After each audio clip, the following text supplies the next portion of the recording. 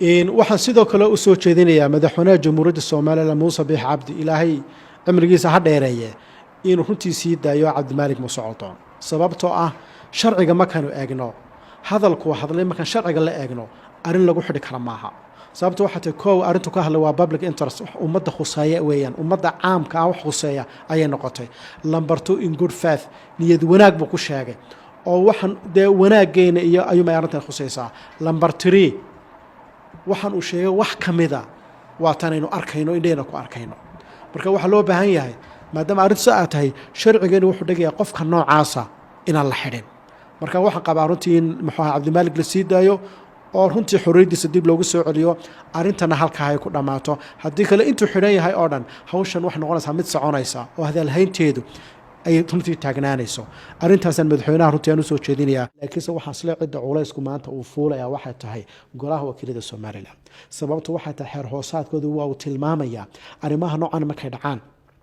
xukuumadda iyo muxuu ahay bulshada arrimo qaar ay isku maandhaafaan cidda loo baahay gudi baadhisada inay soo saarto waa golaha wakiilada gudi baadhisada waa inay saaran oo xaqiiqo raadina laakiin ragay saaraan maaha waa xubno kaliya waana khubaro raaciyaan khubaro manaahijta ku takhasusay waxbarashada waa inay raaciyaan oo soo taabta xaqaa'iqda soo taabta loo baahay sababtoo baadhistan maaha baadhis sahlan maaha waxa la baadhay wax la taaban kara maaha waxa la baadhaya waa manhajkiiba la baadhaya iyo sida loo dhigo qaabka loo gudbiyo iyo toolska la isticmaalayo waxa la baadhaya macalinka laftigiisii halkuu ka yimi muxuu taariikhdiisa xoguu ka soo bax xoguu ka soo wax la baaraya institutionska xiriirka lale institutionka lale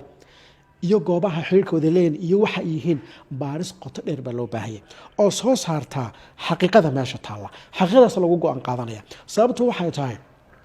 marka laga sheekanayo qofka in habdhaqankiisa wax laga bedelay akhlaaqdiisa qaabka looga bedelay maaha qof xataa ardaygu fahmi kara maaha ya qaabka looga bedelay waa qaab cilmiyeysan oo xataa activitieska ardaygu qabanay baa la dhex gelinaya toolskii waxbarashada la dhex gelinaya manhajkii baa la dhex gelinaya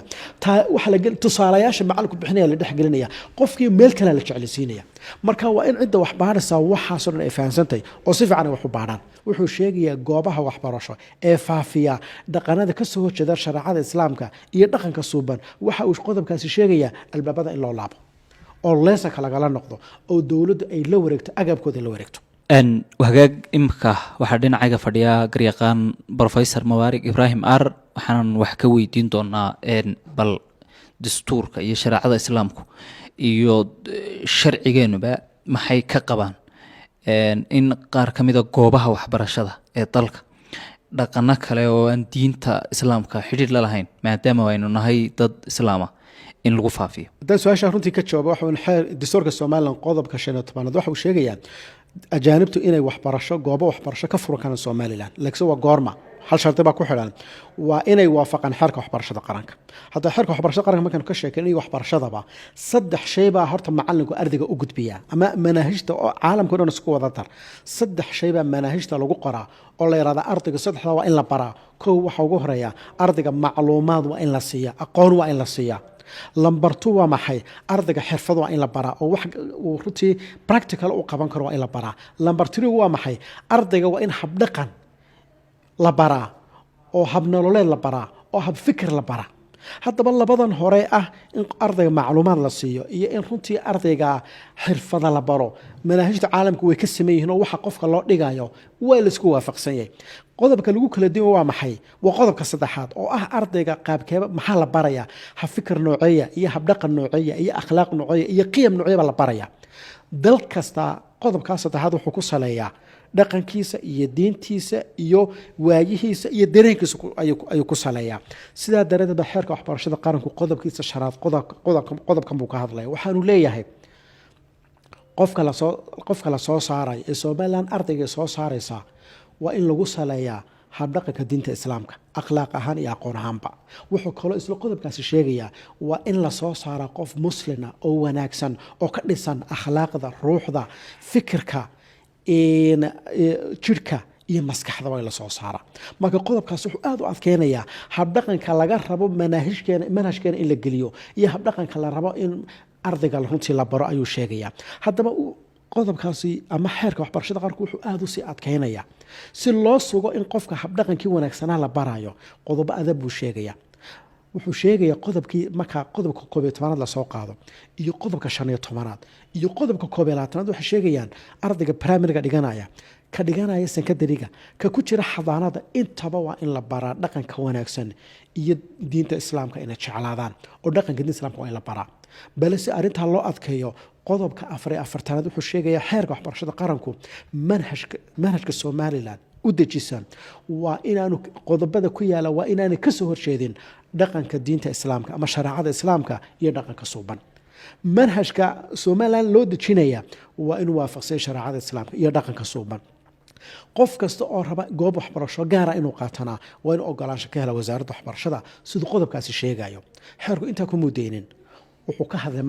macalinka wax dhigay laftigiisa maxaa laga rabaa sidoo sheegay qodobka 29aad waa inuu macalinku dhaqan wanaagsan iyo akhlaaq suuban leeyahay maxaa la xaqiijinayaa ardayga wax loo gudbinayaa inay noqdaan wax waafaqsan diinta islaamka intaasoo kaliya maaha xeerku qodob adag buu sheegay oo muxuu sheegay qodobkiisa 9aad wuxuu sheegay goobaha waxbarasho ee faafiya dhaqanada ka soo horjeeda shariicada islaamka iyo dhaqanka suuban waxa uu qodobkaasi sheegaya albaabada in loo laabo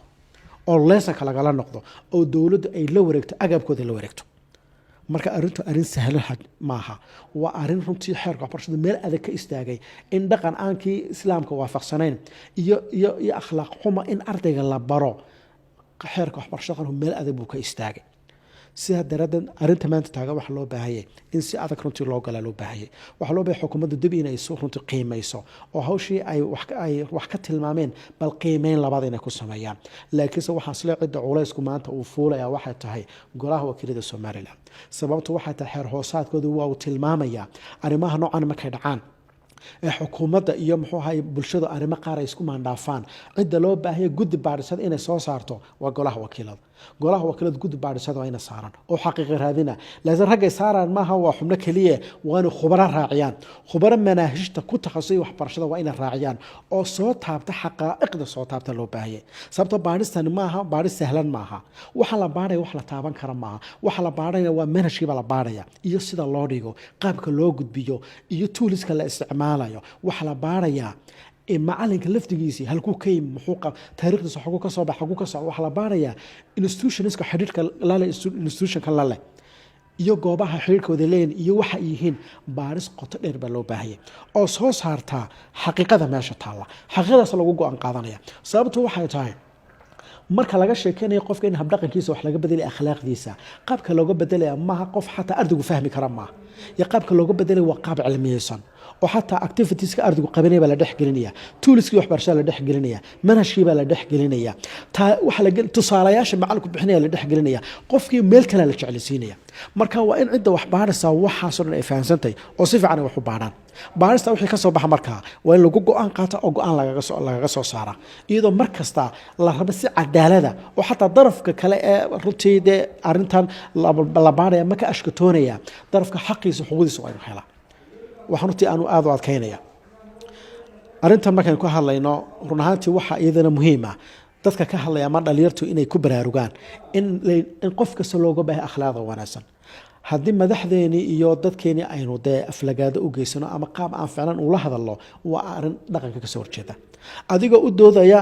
in la yiraahdo dhaqanka la wanaajiyo isu dhaqanka wanaajin aad u doodaya haddii aad madaxdaadii aflagaadeynayso oo madaxweynaha aad wax ka sheegayso arrin sax maaha madaxweyne qaranku wuxuu naga mudan yahay maamuus iyo ixtiraami qadarin qaabka loola hadlayna waa inuu noqdo qaab maamuus qadarin maxaa ku saleysantaa waa inuu noqdaa marka dhalinyarta qodobka waan ku adkeynaya inay iska ilaaliyaan wixii deelqaafa qodobka kale aan adkeynaya waxa weeyaan ajaanibta dalkeena kulan waxay leeyihiin xuquuq iyo waajibaad xuquuq iyo xorriyaad ayay leeyihiin iyagana in la ilaaliyana runtii waan adkeynaya xukuumadduna inay dib iskugu noqoto oo hawsha si fiican u gasho oon caatifadeysnayn ayaan ugu baahannahay maadaama arrintan tahay arrin ina wada khusaysaa dalkeenana diinta waxay nooga mas-uula ilaalinteena madaxda qaranka ka mas-uula isagana loo daba fadhiisto ayaan runtii soo jeedinaya waayahay garyaqaane wasaaradda waxbarashada ayadaa waxbarashada dalka mas-uulka ah manaahij kala duwan baa jira dabcan arrintan imanka soo baxaysana waa arrin kale maxay ayada doorkeedu noqonaya awood intee leeg ba u leedahay in wax ka qabato arrimaha waxbarashada dalka jira wasaaradda waxbarashada runtii horta way dadaalaysaa wax fiicanna runtii way wadaa way qabataa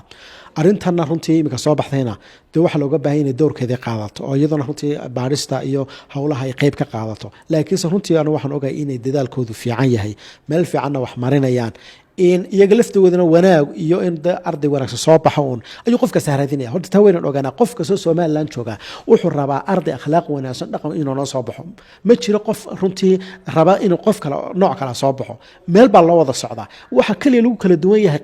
qaab fikir ama qaabkii loo arkayay baa lagu kala duwayay ama xaqiiqadii bay dadkan qaar u arkeen inaan xaqiiqo ahayn qarni ilaa waa xaqiiqo lagu kala duwayay marka ma ahan la dhaleeceeyo maaha waa in xaqiiqada sax si loo raadin lahaa aynu raadinu ma loo bahay waxaan sidoo kale u soo jeedinayaa madaxweynaha jamhuuriyadda Soomaaliya Mubaarik Cabdi ilaahay cimrigiisa ha dheereeye inuu runtii sii daayo Cabdimaalik Coldoon sababtoo ah sharciga markaanu eegno hadalku hadlay markaan sharciga la eegno arin lagu xidhi kara maaha sababtoo waxa taa koow arintu ka hadlay waa public interest ummadda khuseeya weeyaan ummadda caamka ah wax khuseeya ayay noqotay number 2 in good faith niyad wanaag buu ku sheegay oo waxan de wanaageena iyo ayuu ma arintan khuseysaa number 3 waxaan uu sheegay wax kamida waa tan aynu arkayno indheena ku arkayno marka waxa loo baahan yahay maadaama arintu ay tahay sharcigeenu wuxuu dhigayaa qofka noocaasa inaan la xidhin marka waxaan qabaa runtii in muxuu Cabdimaalik la sii daayo oo runtii xorriyadiisa dib loogu soo celiyo arintana halka ay ku dhamaato haddii kale intuu xidhan yahay oo dhan hawshan wax noqonaysa mid soconaysa oo hadal haynteedu ay runtii taagnaanayso arintaasan madaxweynaha runtii aan u soo jeedinayaa